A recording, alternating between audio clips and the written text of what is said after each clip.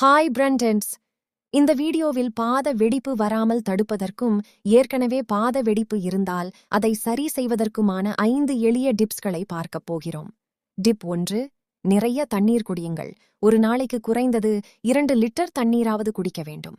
உடலில் தண்ணீர் குறைவாக இருந்தால் சருமம் வறண்டு பாதங்களில் வெடிப்பு ஏற்படும். அதனால் தண்ணீர் குடிப்பதை பழக்கமாக்கிக் கொள்ளுங்கள். டிப் 2. பெடிக்யூர் செய்யுங்கள். மாதத்திற்கு 1 முறை அல்லது 2 முறை பெடிக்யூர் செய்து பாதங்களை சுத்தமாக வைத்துக் கொள்ளுங்கள். இது இறந்த செல்களை நீக்கி பாதங்களை மென்மையாக வைத்திருக்க உதவும். டிப் 3. இரவில் எண்ணெய் அல்லது நெய் தடவுங்கள். தூங்கப் போகும் முன் பாதங்களை நன்றாக கழுவி நெய் அல்லது தேங்காய் எண்ணெயுடன் சிறிதளவு மஞ்சள் தூள் கலந்து தடவுங்கள். இதை தினமும் செய்தால் பாத வெடிப்பு விரைவில் குறையும். டிப் 4. மாய்ஸ்சரைசர் பயன்படுத்துங்கள்.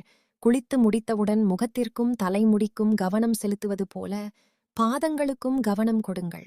ஒரு நல்ல மாய்ஸ்சரைசரை பாதங்களில் தடவி சருமத்தை ஈரப்பதத்துடன் வைத்திருங்கள்.